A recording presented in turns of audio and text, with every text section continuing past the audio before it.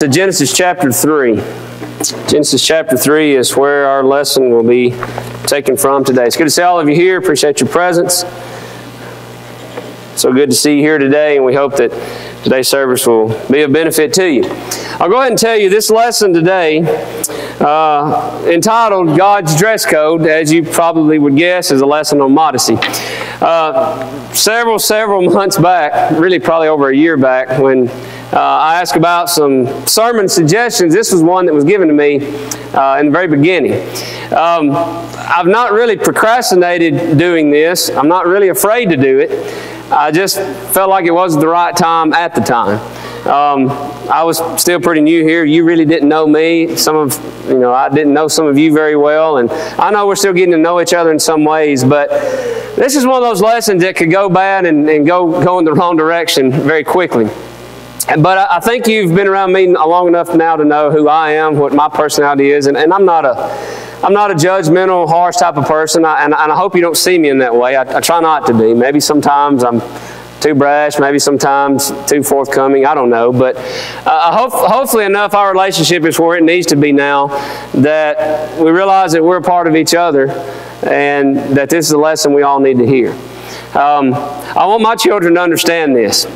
I want Ryan to understand it. Sometimes the men kind of get a pass on the modesty lessons and all the focus is on the women. And most of it will be, but you men don't get a pass today and you young boys don't either. So I want Ryan to understand the importance of modesty, not only for himself, but choosing to mate one day. And especially I want my daughters to understand it. To understand why it's so important, not just to their dad, not just to their mother, but to God. And I hope we all can look at this today and see that there are some things that we all need to consider, because society would say much different today. And the problem is there's not really a lot of shame and there's not really a lot of embarrassment and nobody really says anything because that's how most dress. But God has not changed His view on what He considers to be modest and what is immodest. So I want us to think about this today. And we start way back in Genesis chapter 3. The reason we start there is because that's where this problem of immodesty began. It started way back many years ago in the Garden of Eden. In the beginning, Adam and Eve were both naked, but they didn't know it, didn't have a clue. The reason being was because sin was not involved, shame was not involved, lust of the flesh was not involved, but when sin entered the picture, it changed everything. And in Genesis chapter 3 and in verse 7, then their eyes, both of them, were opened, and they knew that they were naked, so they sewed fig leaves together and made themselves coverings. Like the King James says, they made themselves aprons, and we'll talk about that in just a little bit. So they attempted to cover up. In Adam and Eve's eyes, they had put on some clothes. What's interesting about this is that down into verse 21, and this really is the focus of our lesson, God saw that it wasn't good enough. God saw that they hadn't put on enough clothes, and He therefore made them coats of skins or tunics, and He clothed them. Which kind of really suggests something from the very beginning of this lesson. Our idea, mankind's idea of dress has not always, from the beginning of time, lined up with God's. What we consider to be covered and what He considers to be covered, in the very beginning, were two totally very separate things. And if we don't rely on His guidance, then we're going to fail miserably. There are a lot of people in today's world, sadly some of them are in the church, who don't know God's dress code. Don't let that be you. Don't let that be you as a husband, you as a wife, you as a young boy, girl, wherever you're at in life, older, younger, anywhere in between, we all need to abide by God's dress code. So let's think about that today. Think about what that really means. I'll be honest with you, I have a tremendous amount of notes on this lesson, and it really could be 2 lessons, but I'm going to try to squeeze it in a small amount of time, just kind of hit the high points. And if you want some more verses and want some more study, we'll do that. But for today, we're going to try to keep it as simple as we can. The first 2 points are going to be what nakedness is and what modesty is according to God, because it doesn't really matter what you think nakedness is, nor me. That's our problem. We define nakedness and we define modesty according to our opinions. Well, you can throw that out the door today. Forget it. We're not talking about that at all. We're going to talk about what God says that nakedness is and what He also says that modesty is. Because at the end of the day, that's what counts. Remember, Adam and Eve clothed themselves and they didn't do a good enough job. Well, Adam and Eve still wouldn't do a good enough job today, and they're not. So we better follow God's dress code. So what is nakedness according to God? Well, to begin with, there should be some level of shame. There really should be.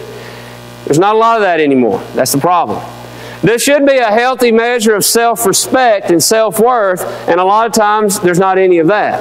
And the reason I point that out is I go back to Jeremiah chapter 8 and verse 12. Now, clothing, modesty, immodesty, none of that's mentioned here. But what was going on was that there were some abominations with God's people, namely things that people were doing, saying, ways that they were living, that they should have been ashamed of, but they were not. In our case, being immodest is something that we should be ashamed of, but in many cases, sadly, we're not.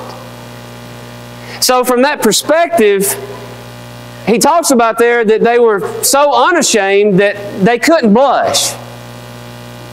I would dare say that in some of the people's lives here today, this morning, in your earlier years, if people wore some of the things then that they wear now, there'd been a lot of red faces. There's not anymore. And the reason that there's not is because society and the people around us have caused us to believe something that is not true. That now it's okay where it used to be not okay. But God's dress code hasn't changed, and that's what I want us to all understand. That dress code has not changed. So what is it? What is nakedness according to God? Well, Adam and Eve were naked when they had no clothes. We've already talked about that really was a non-issue because sin wasn't involved. Sin was in the picture. But it entered later on, and it's still here today. So nakedness is an issue. Let's just get that to begin with. But I want you to notice something. In Genesis chapter 3, in verse 7, verse 10 through 11, they made themselves coverings, or they made themselves aprons.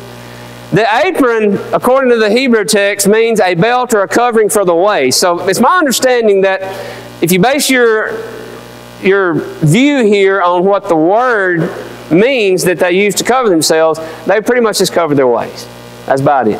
Now how much? I don't know, but not much. But in God's eyes, they were still naked with their aprons.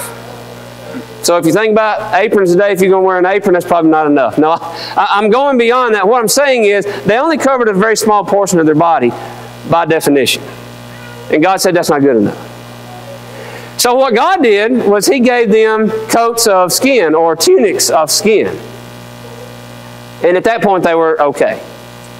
So what was God suggesting there? Well, somebody asked me, was I going to draw some lines this morning? Well, I'm not going to draw any lines, but we're going to let God do that based on the words that's used in the context. Lines meaning lines on your bodies that need to have clothes in between. So here we go. According to the Strong's Dictionary, the word coat of skin or tunic comes from the Hebrew word kutanit, which means a long shirt-like garment. Sometimes it was worn as an undergarment, but it was a long shirt-like garment. Nelson's Illustrated Encyclopedia of Bible Facts really goes a step further. It takes that Hebrew word, and it says, a lot of times, yes, it maybe was an inner garment, but it reached to the knees or the ankles, and sometimes, obviously, it came down the arms. That's where some other definitions give it. It came pretty much a full length of the arms, and it came down to the knees. Later on, it was extended to the wrist and the ankles. Now, that's the meaning of the word. Now, am I saying that we need to walk around with only our eyes showing? I didn't say that. But what I'm saying is that God felt as if they were properly clothed when pretty much all the private things from here to here was covered up.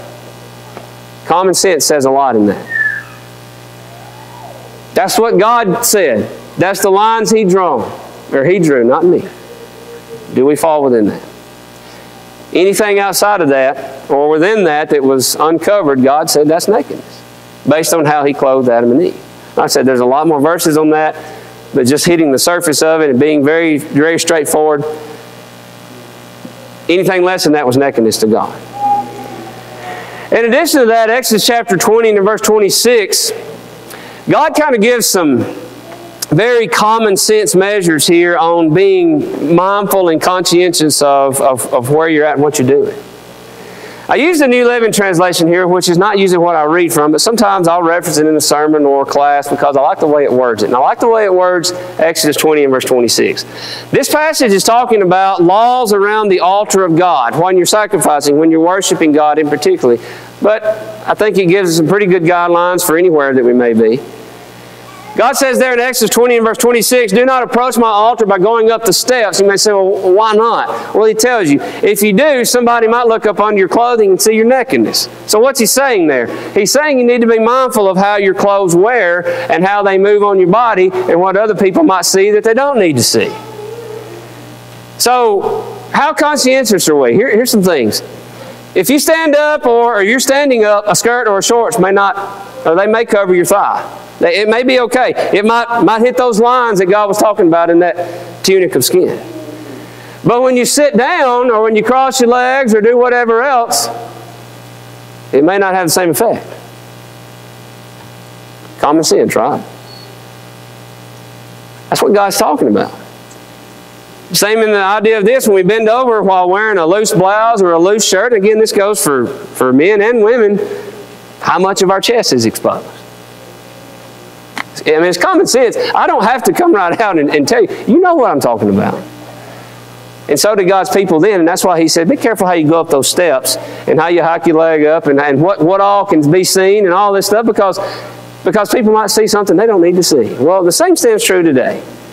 Be careful what you wear and how you wear it and how it affects what you're doing and vice versa, because it might show something that doesn't need to be seen. The same thing goes for a slit in a dress or tight clothing. There's a lot of tight clothing today. Very tight clothing. I would suggest that some clothing is so tight and so revealing that you might as well not even have it on because you can see everything else anyway. You not agree? Sometimes clothing is very transparent. But that's what nakedness is according to God. At the end of the day, does God care? Oh, he cares. If he didn't care, he wouldn't have clothed the first two people he created and said, you know what, you don't have enough clothes on. Let me make you some. Where along the way do we think that he doesn't care anymore? Well, he cares. The question is, do you care? Do I care? We should. We should care for ourselves. We should care for our spouses. We should care for our children. And we should care for our brethren. Cover up. Because God doesn't like nakedness. Secondly, what is modesty according to God? And I don't mean to go into this verse on women, and I know that's what was read for us this morning. I do appreciate the reading. And that's kind of the principle that we're going to build around and some of the things that was said in that passage. But as I said earlier, men, don't check out on this. Most of the verses that talks about dress and modesty are directed towards women, and I'll give you my idea as to why that is, but that doesn't mean that men are exempt. The point in 1 Peter chapter 3, verses 1 through 6 is a woman who is submitted to her husband. It is encouraging the idea of being chaste and being humble, but men need to be that as well. So don't just look at this and say, men are good to go. God's only talking to the women. They may have been the focus, but men are not exempt. And in addition to this, you know, the women were encouraged here to the fact that they were to be a good presentation of honor towards their husband. But are we not supposed to be that to the one that we're married to, which is Christ, which is God? So from that standpoint, don't write this verse off and say, well, that's just talking to women. The principles don't apply to men. No, they do. But at the end of the day, and I always tell this story, maybe I shouldn't, but it's just how things are. At the end of the day, men are more stimulated by sight than women are. Now, maybe some women more so than others, but generally speaking, men just notice things. And typically, I mean, if you're honest with yourself, you're probably inclined to look, even if you should. I always tell this story because it really expresses what goes on. It's been a while back, but I was in the ENT office, the allergy office there. Sinus allergies, that's my problem in life, as you know. Has been for a long time. So I was in there that day going to get my sinuses checked out and get some allergy tests done. And we're sitting in the waiting room, and there's this young boy, he's probably 8 or 9 years old, and this kid, I don't know what he had for breakfast, but I needed some of it. Because I wasn't feeling that good because I was there. He's bouncing off the walls. He is all over this place. And his mother can't do anything with him. He's wild. And he's talking, he won't be quiet, he won't be still. He's pulling out magazines, he's pulling out books, he's over here, he's over there. Until a sales rep came in, some of these medical sales reps, she came in, and if I give you too many details, you think I was looking, so I'm not going to give you any details. But I'll tell you this much. She was she was nicely dressed, I'll put it like that. Probably not as modest as she should have been, but she had on some noticeable clothes. Maybe it helped her sell what she's trying to sell. I don't know. But when she opened that door and walked in, that boy, he's just all, and he did this. He went. That's what he did. And his mother noticed it. He finally got quiet all of a sudden, and she slapped him, and she said, "You're just like your daddy. Quit that." And I laughed out loud. And so did everybody else in there. But you know, at the end of the day, it really wasn't funny. But that just goes to show that whether it was his daddy's fault or not, that's just how men are. Doesn't mean it's right, but that's just our natural inclination to notice things and to keep looking when we shouldn't look. So having said that, the thing I want to bring out to you is this. Regardless of your sex or your age, you've got to ask yourself, what is the message that I'm sending? I would encourage you to consider that lady knew what message she was sending that day, and that was to have a successful business day. Dress however necessary. Fair enough point. And in line with that, I would say that women, you could probably make it a lot easier on us men at times by the things that you dress with. Maybe we could do that for you too. But when you really put it all together, you have to ask yourself, regardless of your age or regardless if you're a boy or a girl, a man or a woman, if I put these clothes on, what is the message that I'm sending? That's what you have to ask yourself. And that's where really modesty begins with God. 1 Timothy chapter 2, verses 9 through 10. Notice this. That women, again, the focus is on them, but the principles still apply to us all.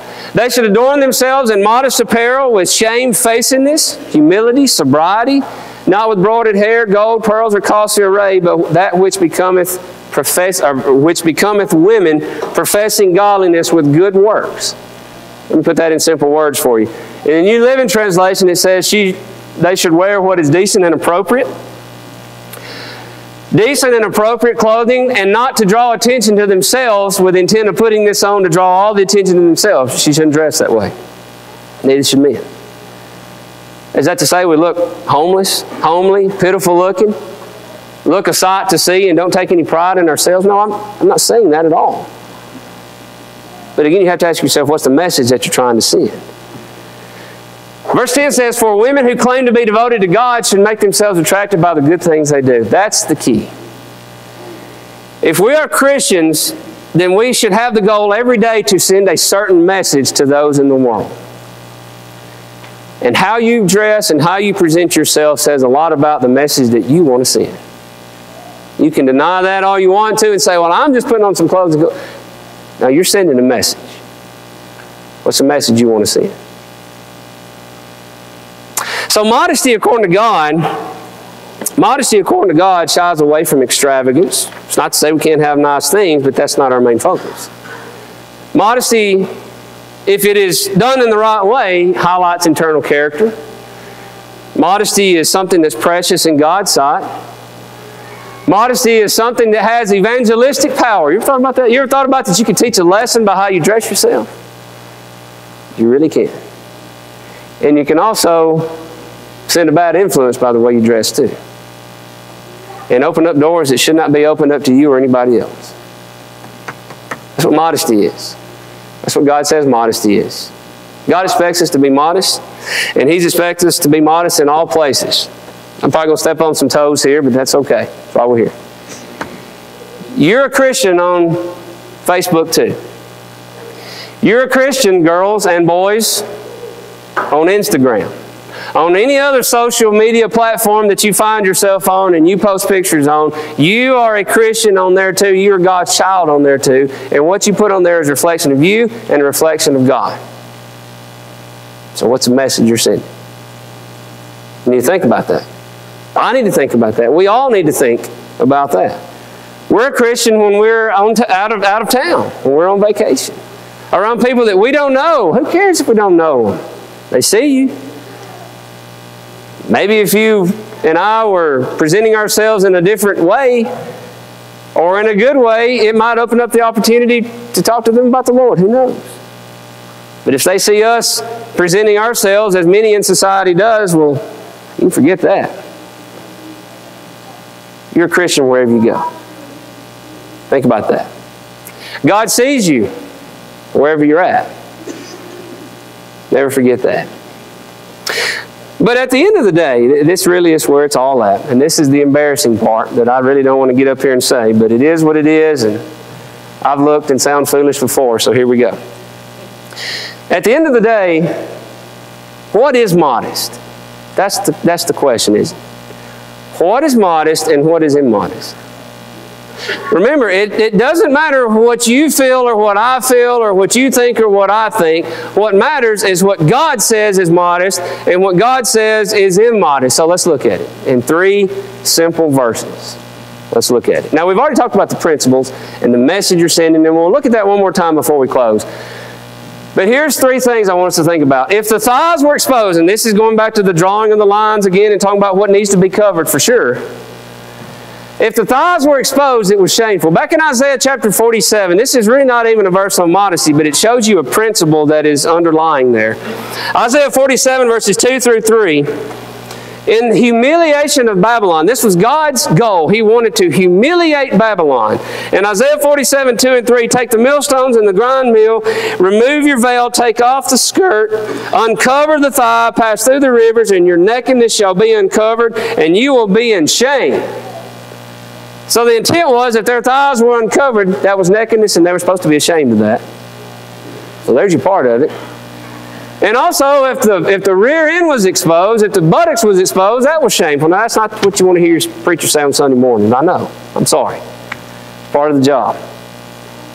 But it's in the verses. It's in the Word. That's what it says. Isaiah 20 and verse 4. So shall the king of Assyria, again, showing shame, lead away the Egyptians as prisoners and the Ethiopians as captives, young and old, naked and barefoot, with their buttocks uncovered, to their shame.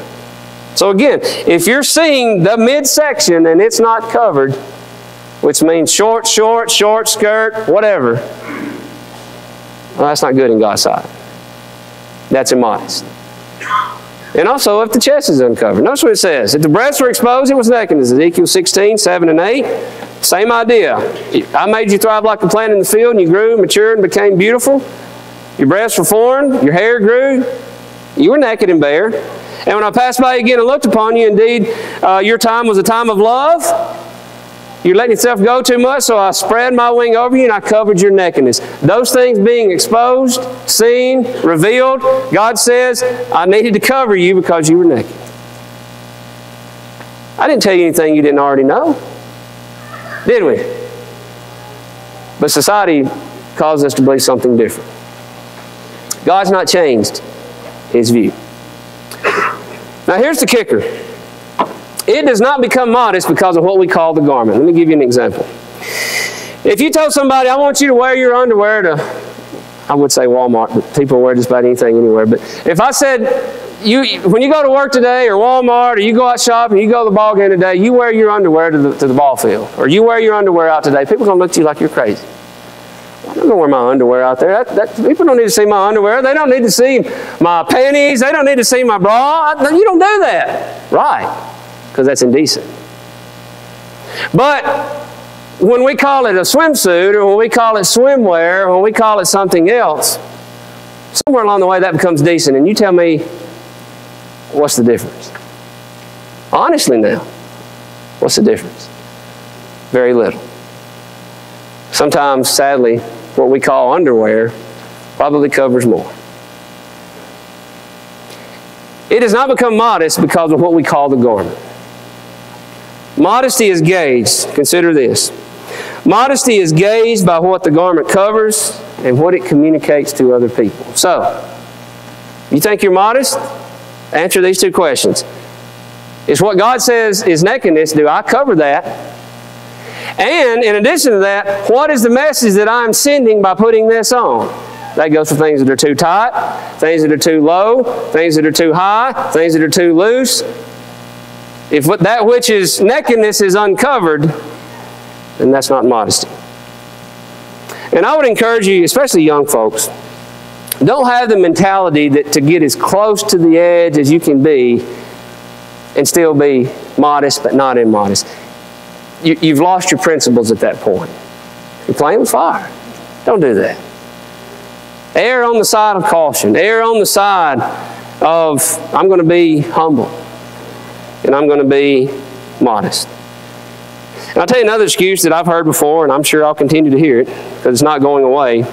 Sometimes we say, well, they just don't make modest clothes anymore. I mean, everywhere I go to shop, I mean, it's just all kind of immodest things. It's hard to buy clothes that are modest. I will agree with you. It is.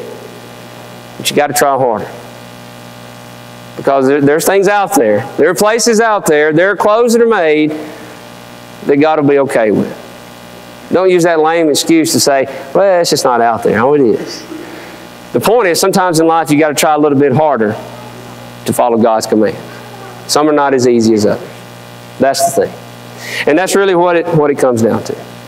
Modesty is gauged by what the garment covers and what it communicates to others. So, at the end of the day, does this clothing profess godliness? We're supposed to be imitators of God according to Ephesians chapter 5 and verse 1. It's what I'm putting on. Does that profess godliness? Yes or no? Here's another little rule to go by. If you look at yourself in the mirror after you have this on and you have to ask, is this indecent? Take it off. It probably is. If there's a question in your mind, there's probably not a question in God's. Put something else on. If there's a question, does this really profess godliness? It probably doesn't. Err on the side of caution. Err on the side, not err, but go towards the side of caution. And go towards the side of modesty. Or does this clothing profess ungodliness? This is a long story, and I don't have time to go into it this morning, but in Genesis chapter 38 is one of the most vile, one of the most disgusting, sinful stories in all of God's Word. The sin that was committed between Judah and Tamar. You know why that sin was committed? There's a lot of things involved there, but suffice it for this morning's lesson, Tamar sent a message that she was a harlot. And that's what Judah fell for. What message are you sending when you put on those clothes? Or when you don't put on the clothes? What message are you sending? So in conclusion, there's a lady by the name of Queen Vashti in Esther chapter 1. I want to look at her just for a moment. You turn your Bibles over there with me. I know we're about out of time, and I'll hurry up. But I want to look at her because she is often forgot about and never noticed. But she teaches a very important lesson for all of us here today, especially you young girls and women. Esther chapter 1, beginning in verse 10. On the seventh day when the heart of the king was merry with wine, let me interpret that for you. He's drunk. He's tanked up. And he wants to have a party, and he wants to show his beautiful wife. So in verse 11, bring Queen Vashti before the king wearing her royal crown in order to show her beauty to the people and the officials, for she was beautiful to behold. Now it doesn't say what she would have on or have off. But his point was to make a public spectacle of her physique. Okay? So Queen Vashti had a choice. She had two choices, really. Two options. She is going to lose her dignity and lose her self-worth and remain queen. Or she's going to lose her queenship and maintain her dignity and remain pure. What did she choose? Well, that's why we're introduced to Queen Esther, because Queen Vashti chose to maintain her dignity. And the king says, you're not queen anymore. Here's a lady who lost her place in life because she didn't lose her clothes in life. Because she remained humble and remained modest. I don't know anything else about her, but I think that says a lot about who she really was. She made the right choice. What about you? What about you? How important to you, how important to us as God's people is our purity and our dignity and our holiness in the sight of God. I hope it's more important than anything else, because it says a lot about our heart and who we are. Now, here's an awful image. I found this the other day, and I laughed when I saw it. But I want you to think about how true this proverb is. Proverbs chapter 11 and verse 22 says this: a beautiful woman who lacks discretion is like a gold ring in a pig's snout. Now, what does that mean? Let me tell you about a pig. Pigs are nasty. Pigs are dirty. Pigs stink. Pigs make unpleasant sounds. And because a pig likes to root and dig up the ground, a farmer will put some kind of rough, rustic ring in a pig's snout that will hurt when they dig up the ground to prevent them from digging more. It would be out of the question for that farmer to take a gold, priceless, valuable, very precious ring and put it in a pig. Why? Because he knows that because of the way that pig lives, that purity will be destroyed. And the proverbial writer says, so it can be said of a woman who is a beautiful creation in God's eyes, but who lacks discretion and who is immodest. She wastes her beauty and she wastes her purity that God has given her by the filthy life that she lives. So, here's the lesson. And if you only remember one thing, especially young girls, remember this picture. The next time you get ready, the next time you go to put on your clothes and go out, you look in the mirror and you think, not that you look like this pig, I'm not saying that, but you think about this pig. You think about how silly that looks, you think about how foolish that looks, that a dirty, nasty pig would have purity paired with it, because the two don't go together. And let me tell you something. You are a pure creation in God's sight. And you don't need to be matched up with the filthiness of this world. Keep yourself pure. Young boys, that goes for you as well.